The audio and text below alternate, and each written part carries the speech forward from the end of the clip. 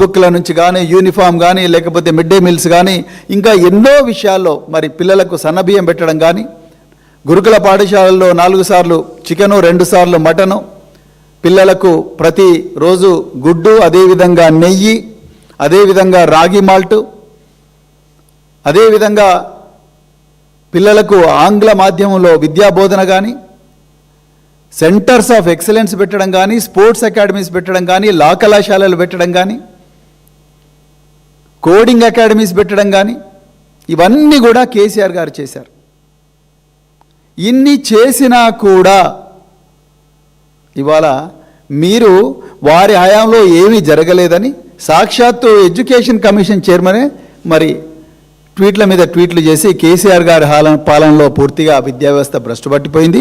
ఇప్పుడు రేవంత్ రెడ్డి గారు విద్యామంత్రి అయిన తర్వాత ఈ విద్యా వ్యవస్థ బాగు చేస్తున్నాడు, నెలకొకసారి రివ్యూ పెడుతున్నాడు అని చెప్పేసి గౌరవ ఆకునూరి మురళి గారు అంటున్నారు.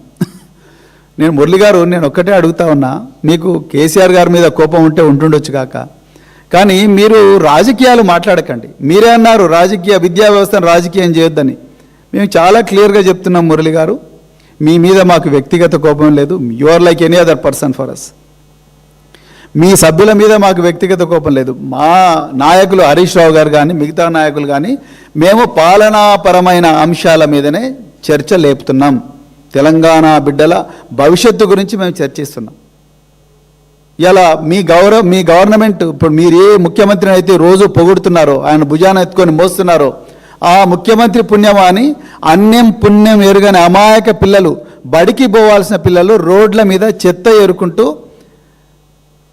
పెళ్ళిళ్ళలో మిగిలిన అన్నాన్ని బయటపడేస్తే ఆ అన్నం తింటున్నారు. మొన్న వెలుగుమట్లలో నేను కేటీఆర్ గారు వీళ్ళందరం పోయి చూసినాం. సుఖంగా బతికిన బిడ్డలందరూ కూడా ఇవాళ అంబేద్కర్ భవనంలో ఎవరెవరో ఇచ్చిన దానం చేసిన అన్నం తింటూ బతుకుతున్నారు. సలోబిని అమ్మాయి బిఎడ్ చేయాల్సిన అమ్మాయి నా ఇల్లు కూలిపోతుంది మొర్రో అని చెప్పేసి చదువు వదిలేసి వచ్చి తన ఇల్లును కాపాడుకునే ప్రయత్నం చేస్తున్నది. ఇలా గాంధీ విగ్రహం మళ్ళీ కడతానని చెప్పేసి 5,000 కోట్ల రూపాయలతోని కుంభకోణానికి తెరలేపి మూసీనది సుందరీకరణ భాగంగా వేలాది మంది విద్యార్థులు, లక్షలాది మంది విద్యార్థులు వాళ్ళు అభద్రతా భావంతో బతికే పరిస్థితి తీసుకొచ్చింది మీ కాంగ్రెస్ ప్రభుత్వం. ఇది దాచేస్తే దాగని సత్యం, ఇది నిప్పు లాంటి నిజం. మీరు రేవంత్ రెడ్డి కలిసి ఆడుతున్న నాటకంలోనే ఇదంతా జరుగుతూ ఉన్నది. మీరు తెలంగాణలో ఉపాధ్యాయులను పూర్తిగా వాళ్ళ ఆత్మస్థైర్యాన్ని తగ్గించే ప్రయత్నం చేస్తున్నారు, వాళ్ళని అవమానించే ప్రయత్నం చేస్తున్నారు. వారికి రావాల్సిన పిఆర్సీ బకాయిలను ఇవ్వకుండా మీరు ఒక కుక్కను చంపే ముందు అది పిచ్చిదని ఏ విధంగా అయితే అంటున్నారో ఆ విధంగా మీరు ఉపాధ్యాయులకు ఆల్రెడీ జీతాలు ఎక్కువగా ఉన్నాయి, అందుకొరకే మేము ఇంకా పిఆర్సీ ఇవ్వాల్సిన అవసరం లేదని మీరు మిగతా ఉన్నతాధికారులందరూ కూడా ఇలా స్టేట్మెంట్ల మీద స్టేట్మెంట్ ఇస్తున్నారంటే రేవంత్ రెడ్డి గారి పన్నాగం చాలా క్లియర్గా అర్థమవుతున్నది. ఉపాధ్యాయులకు జీతాలు అవసరం లేదు, రావాల్సిన డిఏ బకాయిలు అవసరం లేదు, మీరేమి చదువు చెప్పడం లేదు, మీ స్కూళ్ళల్లో ఎన్రోల్మెంట్ లేదు, ప్రైవేట్ పాఠశాలలో ఎన్రోల్మెంట్ ఎక్కువైంది, అందుకొరకు మేము మీకు జీతాలు పెంచము అని ఇండైరెక్ట్గా మీరు చెప్పే ప్రయత్నం చేస్తున్నారు. ఇక ఇది మొదటిది. 1,70,000 మంది ఆత్మగౌరవ ఉపాధ్యాయుల ఆత్మగౌరవం దెబ్బతీస్తున్నారు. నేను ఒక ఉపాధ్యాయుల కడుపులో పుట్టిన బిడ్డగా, మా నాన్నగారు టీచరే, మా అమ్మగారు టీచరే, ఆ బిడ్డగా చెప్తున్నా, ఎప్పుడు కూడా ఉపాధ్యాయుడు అభద్రతా భావంతో ఉంటే పని చేయలేడు. ఎప్పుడు కూడా ఉపాధ్యాయుడి ఆత్మగౌరవాన్ని ప్రతిరోజు కూడా దెబ్బతీస్తుంటే ఉపాధ్యాయుడు కానీ ఉపాధ్యాయురాలు కానీ పని చేయలేరు. మా తల్లిదండ్రులను నేను చిన్నగా ఉన్నప్పటి నుంచి చూసిన కాబట్టి చెప్తున్నా, టీచర్ల కుటుంబాల మధ్యలో పెరిగిన బిడ్డగా నేను చెప్తున్నా. ఆ టీచర్ల వల్లనే మేము ఈరోజు ఈ స్థాయికి వచ్చినాం. మీరు రెండో విషయం అన్నారు మురళి గారు, మీరు రెండో విషయం ఏమంటున్నారు? విద్యా కమిషను మీరు ప్రమోషన్ ఇచ్చేటప్పుడు తప్పనిసరిగా వీళ్ళకు టెస్టులు పెట్టి ప్రమోషన్ ఇవ్వాలి అని అంటున్నారు. మరి మీ ఐఏఎస్ ఐపీఎస్లకు ఎందుకు ప్రమోషన్లు ఊకనిస్తున్నారు? మరి వాళ్ళకు కూడా టెస్ట్ పెట్టాలి కదా. నేను కూడా అదే ఐపీఎస్ సర్వీస్ నుంచే వచ్చాను, మీరు ఐఏఎస్ అయ్యారు. మీరు ఎట్లా ఐఏఎస్ అయ్యారు అనే దాని మీద చర్చ నేను ఇక్కడ చేయను, అంత కుసంస్కారం కాదు నేను. కానీ ఐఏఎస్ ఐపీఎస్ ఆఫీసర్లు ఐఎఫ్ఎస్ ఆఫీసర్లకు మరి డైరెక్ట్గా ఇస్తూనే ఉన్నారు కదా ప్రమోషన్లు. మరి వాళ్ళకు ప్రమోషన్లు ఇచ్చినప్పుడు టీచర్లకు ఎందుకు అడ్డం చెప్తున్నారు మీరు? అయినా టీచర్లు ఇంకా ఎక్కువగా జీతాలు ఇవ్వాలి టీచర్లకు. ఎందుకంటే ఏ దేశం అయితే బడుల మీద ఎక్కువగా ఇన్వెస్ట్ చేస్తుందో, పెట్టుబడి పెడుతుందో, ఏ దేశమైతే పిల్లలను సంపదగా చూస్తుందో, అమూల్యమైన సంపదగా చూస్తుందో, ఆ దేశమే ముందరబోతుంది అనేది రకరకాల నాగరికతలు మనకు నేర్పినాయి. ఎక్కడైతే చదువు బాగుంటుందో అక్కడే సంపద వస్తుంది ఆనాడు మహాత్మా జ్యోతిరావు పూలే గారు అదే చెప్పారు, డాక్టర్ బిఆర్ అంబేద్కర్ గారు అదే చెప్పారు, కోఠారి గారు అదే చెప్పారు, డిడి కోశాంబి అదే చెప్పారు, గిజుబాయ్ బదేకా అదే చెప్పారు. ఏ దేశం అయితే మీరు మీ రిపోర్ట్లో ప్రస్తావించిన జాన్ డ్యూయి అదే చెప్పారు, జాన్ హోల్ట్ అదే చెప్పారు. వీళ్ళందరూ చెప్పింది అదే. విద్యా వ్యవస్థలో ఉండాల్సింది మేధావులు. మరి మేధావులకు అరకొర జీతాలు ఇస్తే వస్తారానండి? వాళ్ళ ఆత్మగౌరవాన్ని దెబ్బతీస్తే వస్తారా వాళ్ళందరూ? ఇలా మీరు చెప్పే రికమెండేషన్స్ వల్ల క్లియర్గా ఏమర్థం అవుతుందంటే పని చేసేటోడు కూడా బీఆర్ఎస్ తీసుకొని పారిపోండి. అదేవిధంగా మీరేం చెప్తున్నారు? వాళ్ళకు కాంట్రాక్ట్ పద్ధతిలో ముందు తీసుకొని అప్రెంటిస్గా చూసి దాని తర్వాత మరి పర్మనెంట్ చేయండి అంటున్నారు వాళ్ళ ప్రతిభ బాగుంటే. కాంట్రాక్ట్ పద్ధతిలో మరి ఐఏఎస్ ఐపీఎస్ ఎందుకు రిక్రూట్ చేస్తలేరు మురళి గారు? కాంట్రాక్ట్ పద్ధతిలో ఎస్ఐలను సిఐలను ఎందుకు చేస్తలేరు? కాంట్రాక్ట్ పద్ధతిలో సెక్రటరియట్ ఎంప్లాయీస్ కూడా చేయండి కదా. మరి వాళ్ళను కాంట్రాక్ట్ పద్ధతులు చేయకుండా ఈ పేద టీచర్లు 1,70,000 మంది టీచర్ల మీదనే ఎందుకు పడ్డారు మీరు? వీళ్ళు లేకపోతే మనం ఉండేటోళ్ళమా? వాళ్ళకి ఇంకా ఎక్కువగా జీతాలు ఇవ్వాల్సింది పోయి, వాళ్ళకు మండల లెవెల్లో మంచి సదుపాయాలు కల్పించాల్సింది పోయి, వాళ్ళ ఆరోగ్యాన్ని కాపాడుకోవాల్సింది పోయి, వాళ్ళకు గొప్ప ప్రోత్సాహకాలు ఇవ్వాల్సింది పోయి, వాళ్ళకు చక్కటి తర్ఫీదుని ఇవ్వాల్సింది పోయి, వాళ్ళను ట్రైనింగ్ చేసే కేంద్రాలు ఏవైతే ఉన్నాయో ఆ కేంద్రాలకు ఇంకా ఎక్కువగా నిధులు ఇవ్వాల్సింది పోయి, వాటి గురించి చెప్పండి కదా మీరు. వాటి గురించి మీరు మాట్లాడలేదు. ఇండైరెక్ట్గా రేవంత్ రెడ్డి గారు ఏం చెప్పినరో అదే మీరు దీంట్లో రాసిండ్రు. ఇంకా రెండో విషయం, మీరు ఇంకొక ప్రమాదకరమైన ఆలోచన చేసిండ్రు. ఒకటి టీచర్లకు ప్రమోషన్లలో మరి ప్రమోషన్లకు రావాలంటే కంపల్సరీ ఇది పెట్టాలనే మీరు ఒక ఎగ్జామ్ పెట్టి చేయాలన్నారు. మరి ఐఏఎస్ ఐపీఎస్లకు ఎందుకు లేదు, మరి ఎస్ఐఎల్సీలకు ఎందుకు లేదు, ఎంఆర్ఓలకు ఎందుకు లేదు అనే దాని మీద మీరు ఎక్కడ కూడా ప్రస్తావించలేదు. దాన్ని మేము పూర్తిగా ఖండిస్తున్నాం. ఇక రెండో విషయం ఏంటంటే మీరు ఈ 10-12వ తరగతి మార్కులు అంటే ఇంటర్మీడియట్ మార్కులు ఆధారంగా మీరు ఉన్నత విద్యలో అడ్మిషన్స్ ఇవ్వాలన్నారు. మీరు ఇంటర్మీడియట్ మార్కుల ఆధారంగా ఉన్నత విద్యలో అడ్మిషన్స్ ఇస్తే ఎవరికి సీట్లు వస్తాయనేది రోడ్డు చార్మినార్ దగ్గర పల్లీలు అమ్ముకునే వ్యక్తి కూడా చెప్పగలడు చాలా క్లియర్గా. శ్రీ చైతన్య, నారాయణ, కేకేఆర్ గౌతమ్ వీళ్ళకే వస్తాయి, ఇంకెవరికి రావు సీట్లు. ఈ దేశం నిచ్చెన మెట్ల సమాజం అని మీరు అర్థం చేసుకోలేకపోతే మురళి గారు, మరి మీ రిపోర్ట్లో ముందు మాటలో డాక్టర్ బిఆర్ అంబేద్కర్ గారి గురించి ప్రస్తావిస్తారు. జస్టిస్, లిబర్టీ, ఈక్వాలిటీ, ఫ్రెటర్నిటీ అని చెప్పారు. ఆర్టికల్ 15లో ఏముందో మీకు తెలుసో తెలియదు, నాకైతే తెలియదు. ఆర్టికల్ 16లో డాక్టర్ బిఆర్ అంబేద్కర్ గారు ఏం చెప్పారు, అదేవిధంగా ఆర్టికల్ 17లో ఏం చెప్పారు, ఆర్టికల్ 21లో ఏం చెప్పారు? జీవించే హక్కు, అందరికీ స్వేచ్ఛగా లైఫ్ విత్ డిగ్నిటీ అనే హక్కు ఇచ్చారు. మరి దీంట్లో భాగంగానే అందరికీ సమానమైన హక్కులు రావాలి. మీరు ఇప్పుడు మీరు ఈ 12వ తరగతి తర్వాత మీరు ఇవన్నీ ఇచ్చేసేస్తే మార్కుల ఆధారంగా ఉన్నత విద్యలో సీట్లు ఇవ్వాలి. మీరు ఏమన్నారు, ఎంసెట్ అంటే ఈపీఏ, EAPCET, engineering, agriculture, pharmacy entrance examination, common entrance examination రద్దు చేయమన్నారు. మరి రద్దు చేస్తే ఇక ఊర్లలో ఉండే పిల్లల పరిస్థితి ఏంది? వాళ్ళందరికీ ఏ విధంగా మీరు మార్కుల ఆధారంగా అంటే మరి వీళ్ళకే ఎక్కువ వస్తాయి మార్కులు, ప్రభుత్వ పాఠశాల నుంచి ఎక్కడా వస్తాయి? మీరు టీచర్ల ఆత్మగౌరవాన్ని దెబ్బతీస్తూ, వాళ్ళ జీతాల మీద ప్రస్తావిస్తూ, వాళ్ళని నిరంతరం శంకిస్తూ వాళ్ళని పనిచేయమంటే ఏడికెళ్ళి పనిచేస్తారు?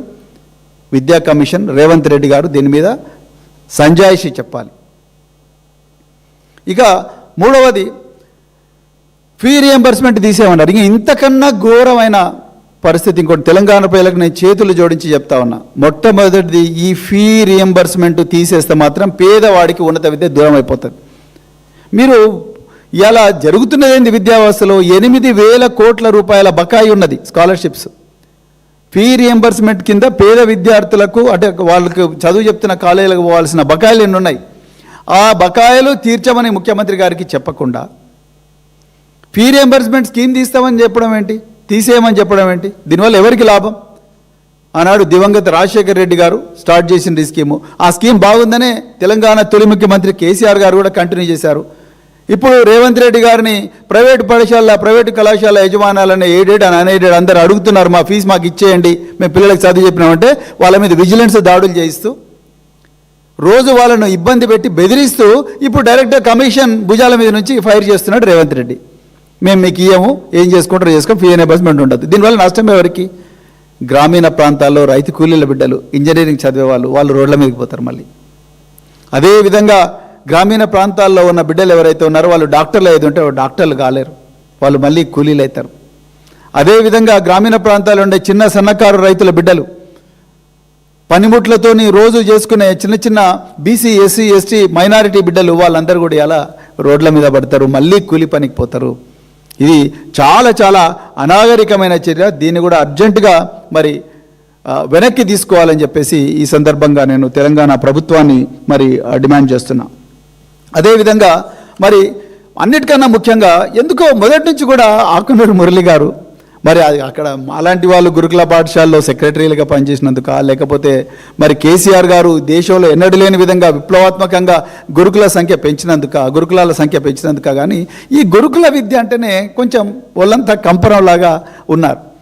మీకు పేద విద్యార్థులు ఎస్సీ ఎస్టీ బీసీ మైనారిటీ మరి ఆధిపత్య వర్గాల్లో ఉండే పేద పిల్లలు ఎవరైతే వాళ్ళు జనరల్ కేటగిరీలో ఉండే పేద పిల్లలు ఎవరైనా మంచిగా గురుకుల పాఠశాల చదువుకుంటే ఎందుకు మీకు కళ్ళమంట మురళి గారు? అదేవిధంగా రేవంత్ రెడ్డి గారు కూడా చాలాసార్లు రవీంద్ర భారతిలో ఈ గురుకుల పాఠశాలలు వద్దు, తల్లిదండ్రులకు పిల్లలకు సంబంధాలు సరిగా ఉండవని ఎవరు చెప్పిండ్రండి? దీని మీద ఏమైనా మీరు స్టడీ చేసిండ్రా? అసలు ఈ రాష్ట్రంలో వచ్చిన అద్భుతమైన ప్రగతి అంత రిజల్ట్స్ అన్నీ కూడా ఈ గురుకుల పాఠశాలనే వచ్చినాయి కదా. ఈ గురుకుల పాఠశాల పిల్లలు ఎక్కడి నుంచో, చైనా నుంచో, లేకపోతే బంగ్లాదేశ్ నుంచో, శ్రీలంక నుంచో, లేకపోతే పాకిస్తాన్ నుంచో దిగుమతి చేయబడ్డ బిడ్డలు కాదు కదా. ఈ తెలంగాణ బిడ్డలే కదా, తెలంగాణ మట్టి బిడ్డలే కదా, వాళ్ళు కూడా పేద వర్గాల నుంచి వచ్చిన బిడ్డలే కదా. ఆ పేద వర్గాల నుంచి వచ్చిన బిడ్డలు అంతో కొంత ఆ చిన్న ఎంట్రన్స్ ఎగ్జామినేషన్లో పాస్ అయ్యి ఇళ్లల్లో కనీసం తినడానికి తిండి లేక, ఉండడానికి ఇల్లు లేక, గుడిసెలో బతుకుతున్న బిడ్డలు, వాళ్ళందరికీ ఇంగ్లీష్ మీడియంలో చదువుకోవాలని ఉంది. ఆ ఇంగ్లీష్ మీడియంలో చదువుకోవాలని వాళ్ళు కూడా డాక్టర్లు, ఇంజనీర్లు, కలెక్టర్లు, మీలాగా కలెక్టర్లు, లేకపోతే ప్రొఫెసర్ విశ్వేశ్వరరావు లాగా మరి ప్రొఫెసర్లుగా ఇంకెవరిలాగానో గొప్పగా కావాలని అనుకున్నారు కదా. వాళ్ళకు గురుకుల పాఠశాల పెడితే తప్పేంటి? మీరు ఏమన్నారు? గురుకుల పాఠశాలను గ్రాడ్యువల్గా తీసేయాలి, నైబర్హుడ్ స్కూల్స్ పెట్టాలయ్యా. నైబర్హుడ్ స్కూల్స్ 1950s నుంచి నడుస్తూనే ఉన్నాయి. నైబర్హుడ్ స్కూల్స్, ఈ నైబర్హుడ్ స్కూల్స్లో రాను రాను వీటి పాలన లేకపోతే వీటి నిర్వహణ కష్టంగా ఉంది, పిల్లల జీవితాలు నాశనం అవుతున్నాయని 1971 సంవత్సరంలో దివంగత పివి నరసింహారావు గారు గురుకుల పాఠశాలను తీసుకొచ్చారు. ఈ గురుకుల పాఠశాలలు తల్లిదండ్రుల నుంచి బలవంతంగా ఎత్తుకొచ్చి జైలు పడేసే పాఠశాల కాదు మురళి గారు. మీరు దయచేసి గుర్తించండి, ఈ గురుకుల పాఠశాలలు రూరల్, టాలెంటెడ్ బట్ పూర్ ఈ పిల్లలందరినీ కూడా తీసుకొచ్చి ఇక్కడ పెట్టి చదివిస్తున్నారు.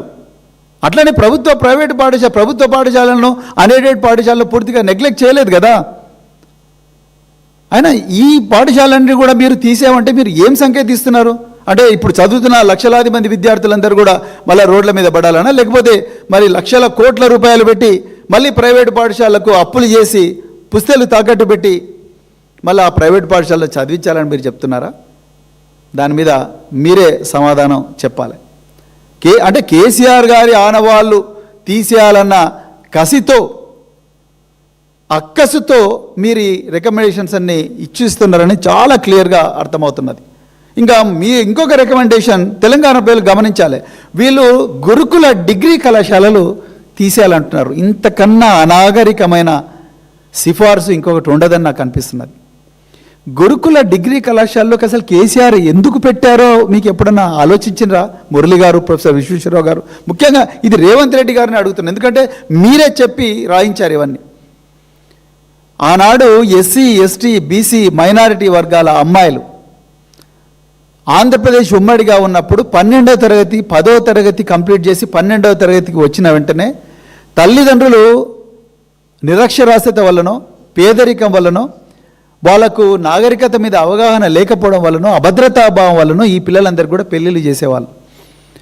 చదువుకోవాలనుకున్న అమ్మాయిలు పట్టణ ప్రాంతాలకు వచ్చి చదువుకుందామంటే ఉండడానికి ఇల్లు లేదు. హాస్టళ్లలో వసతులు అరకొరగా ఉన్నాయి.